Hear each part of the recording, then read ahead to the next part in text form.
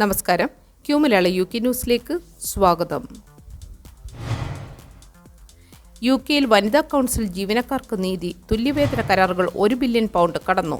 UK-യിലെ പ്രാദേശിക കൗൺസിലുകളിലെ സ്ത്രീ തൊഴിലാളികൾക്കായുള്ള തുല്യവേതന ക്ലെയിമുകൾക്ക് ചരിത്രപരമായ വിജയം ലഭിച്ചു. ശുചീകരണ തൊഴിലാളികൾ, പരിചരണക്കാർ തുടങ്ങിയ മേഖലകളിൽ ജോലി ചെയ്യുന്ന സ്ത്രീകൾക്ക് പുരുഷന്മാർക്ക് തുല്യമായ വേതനവും ആനുകൂല്യങ്ങളും നിഷേധിക്കപ്പെട്ടതിനെ തുടർന്നാണ് ഈ നിയമപരമായ നടപടികൾ ഉയർന്നു വന്നത്. GMB ട്രേഡ് യൂണിയൻ നടത്തിയ പ്രവർത്തനങ്ങളിലൂടെ ആയിരക്കണക്കിന് തൊഴിലാളികൾക്ക് നീതി ലഭിക്കുകയും £1.1 ബില്യൺ ഡോളറിന്റെ സെറ്റിൽമെന്റുകൾ ഉറപ്പാക്കുകയും ചെയ്തു. ഓരോരുത്തർക്കും ശരാശരി £30,000 ലഭിച്ചത് അവരുടെ സാമ്പത്തിക സ്ഥിതി മെച്ചപ്പെടുത്താൻ സഹായിക്കും. പ്രത്യേകിച്ച് ബർമിംഗ്ഹാം സിറ്റി കൗൺസിലിലെ ജീവനക്കാർക്ക് ലഭിച്ച £250 മില്യൺ സെറ്റിൽമെന്റ് ഒരു ചരിത്രപരമായ വിജയമാണ്. 2010-ലെ ഇക്വാളിറ്റി ആക്ട് സ്ത്രീകൾക്കും പുരുഷന്മാർക്കും ഒരേ വേതനവും കരാർ വ്യവസ്ഥകളും ലഭിക്കണം എന്ന നിയമം നടപ്പിലാക്കുന്നതിൽ ഈ നീക്കങ്ങൾ ഏറെ പ്രധാനമാണ്. ഗ്ലാസ്ഗോയിൽ നിന്നുള്ള £770 മില്യൺ ഡോളറിന്റെ കരാറും മറ്റ് നിരവധി വിജയങ്ങളും ഈ പോരാട്ടത്തിന്റെ വ്യാപ്തി കാണിക്കുന്നു. ഇനിയും 26 പ്രാദേശിക കൗൺസിലുകളിലായി 40,000-ഓളം ക്ലെയിമുകൾ പരിഗണനയിലുണ്ട്. ഇത് UK-യിലെ തൊഴിൽ രംഗത്ത് സ്ത്രീ പുരുഷ സമത്വം ഉറപ്പാക്കുന്നതിലെ ഒരു സുപ്രധാന ചുവടുവയ്പ്പാണ്. UK വിസ ഭീഷണി, കുടിയേറ്റ വിഷയത്തിൽ രാജ്യാന്തര സഹകരണം അനിവാര്യം. UK-യിൽ അനധികൃതമായി താമസിക്കുന്നവരെയും കുറ്റവാളികളെയും തിരിച്ചെടുക്കാൻ അംഗോളയും നമീബിയയും സമ്മതിച്ചുവെന്ന വാർത്ത കുടിയേറ്റ വിഷയത്തിൽ UK സ്വീകരിക്കുന്ന കർശന നിലപാടുകളുടെ ഫലമാണ്. സഹകരിക്കാത്ത രാജ്യങ്ങൾക്ക് വിസ നിയന്ത്രണങ്ങൾ ഏർപ്പെടുത്തുമെന്ന ബ്രിട്ടീഷ് സർക്കാരിന്റെ മുന്നറിയിപ്പ് ഫലപ്രദമായിരിക്കുന്നു. ഡെമോക്രാറ്റിക് റിപ്പബ്ലിക് ഓഫ് കോങ്കോ പോലുള്ള രാജ്യങ്ങൾക്ക് നൽകിയിരുന്ന വിസ ആനുകൂല്യങ്ങൾ നിർത്തിവെച്ചതും ഭാവിയിൽ വിസ നൽകുന്നത് നിർത്തലാക്കുമെന്ന മുന്നറിയിപ്പും ഈ നയത്തിന്റെ കാഠിന്യം വ്യക്തമാക്കുന്നു. ഒരു പൗരന് ഇവിടെ തുടരാൻ അവകാശമില്ലെങ്കിൽ ആ വ്യക്തിയെ സ്വന്തം രാജ്യം തിരിച്ചെടുക്കണമെന്ന ആഭ്യന്തര സെക്രട്ടറിയുടെ വാക്കുകൾ ഈ വിഷയത്തിലുള്ള UK-യുടെ നിശ്ചയദാർഢ്യം കാണിക്കുന്നു. ഈ വർഷം 39,000-ലധികം പേർ ചെറു കപ്പൽ വഴിയുള്ള അപകടകരമായ യാത്രകളിലൂടെ UK-യിൽ എത്തിയെന്നതും 1.11 ലക്ഷം അപേക്ഷകൾ ലഭിച്ചുവെന്നതും UK നേരിടുന്ന കുടിയേറ്റ സമ്മർദ്ദം വ്യക്തമാക്കുന്നു.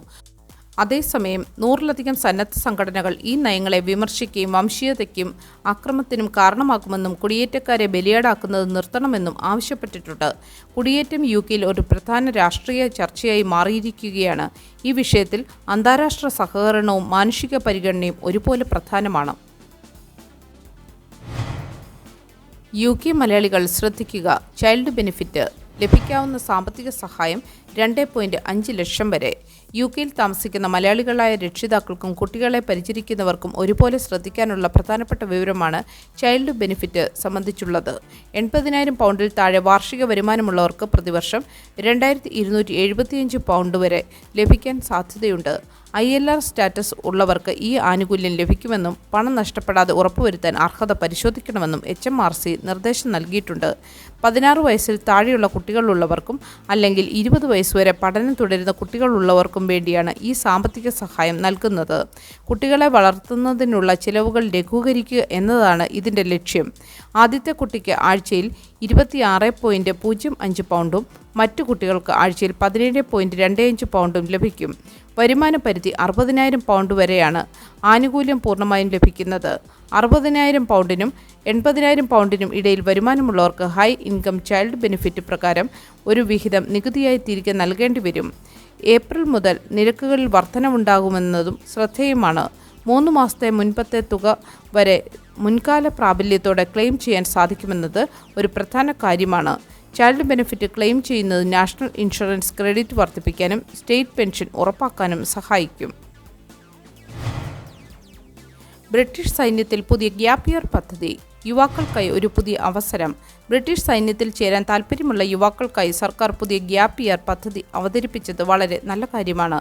ദീർഘകാല കരാറുകളിൽ ഏർപ്പെടാതെ തന്നെ ആർമി, റോയൽ നേവി അല്ലെങ്കിൽ RAF എന്നിവയുടെ പ്രവർത്തനങ്ങൾ നേരിട്ടറിയാൻ സ്കൂൾ കോളേജ് പഠനം പൂർത്തിയാക്കിയ യുവാക്കൾക്ക് ഈ പദ്ധതിയിലൂടെ അവസരം ലഭിക്കും. സൈന്യത്തിലെ റിക്രൂട്ട്മെന്റ് കുറയുന്ന സാഹചര്യത്തിൽ 25 വയസ്സിൽ താഴെയുള്ളവരെ ആകർഷിക്കാനാണ് ഈ പദ്ധതി ലക്ഷ്യമിടുന്നത്. ഇതൊരു ശമ്പളത്തോടു കൂടിയ പ്രോഗ്രാം ആയിരിക്കും. കൂടാതെ നേരിട്ടുള്ള യുദ്ധമുഖങ്ങൾ ഇവരെ വിന്യസിക്കില്ല എന്നത് യുവജനങ്ങൾക്ക് ഒരു ആശ്വാസമാണ്. ആദ്യഘട്ടത്തിൽ 150 പേർക്ക് അവസരം ലഭിക്കുമെങ്കിലും ഭാവിയിൽ ഇത് പ്രതിവർഷം 1000 പേരായി ഉയർത്താനാണ് ലക്ഷ്യമിടുന്നത്.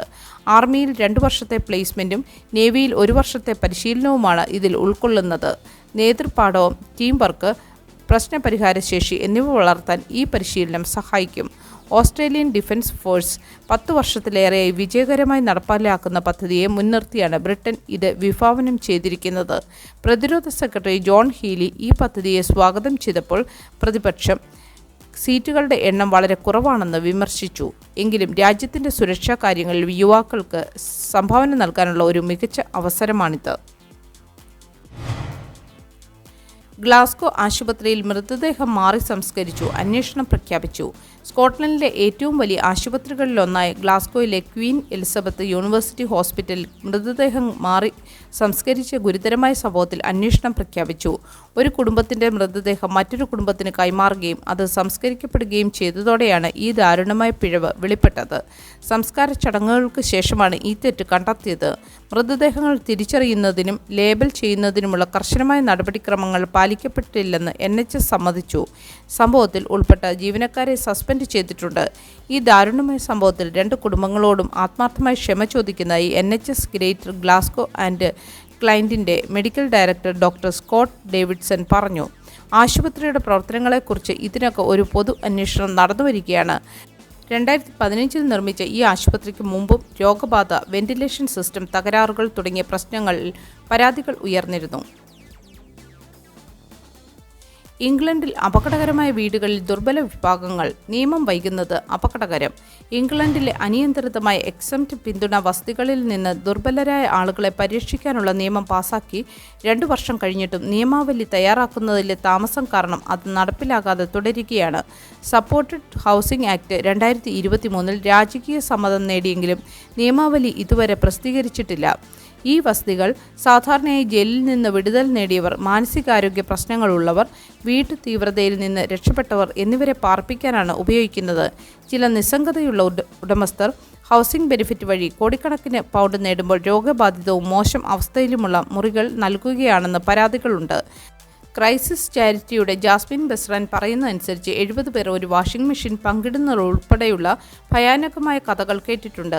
നിയമം നടപ്പിലാക്കാൻ താമസിക്കുന്നതിനാൽ ആളുകൾ ഇപ്പോഴും ചൂഷണത്തിന് വിധേയരാണെന്നും ചിലർ അത്തരം വസതികളിൽ മരിക്കുകയാണെന്നും സംഘടനകൾ ആശങ്കപ്പെടുന്നു. സർക്കാർ ഒരു പ്രസ്താവനയിൽ നിയമം നടപ്പാക്കൽ അടുത്ത മാസം ആരംഭിക്കുമെന്ന് വ്യക്തമാക്കിയിട്ടുണ്ട്. നല്ലൊരു ദിവസം ആശംസിച്ചുകൊണ്ട് ഈ വാർത്താ ബുള്ളറ്റിൻ ഇവിടെ പൂർണ്ണമാകുന്നു. എല്ലാ ദിവസവും ക്യൂ മലയാളം UK ന്യൂസിൽ നിന്നുള്ള വാർത്താ അപ്ഡേറ്റുകൾക്കായി കാത്തിരിക്കുക. നോട്ടിഫിക്കേഷനുകൾ ലഭിക്കുന്നതിന് ബെല്ലൈക്കൺ എനേബിൾ ചെയ്യണമെന്നും ഫേസ്ബുക്ക്, ഇൻസ്റ്റാഗ്രാം, യൂട്യൂബ് എന്നിവയിലൂടെ Q Malayalam UK news follow ചെയ്യണമെന്നും അഭ്യർത്ഥിക്കുന്നു.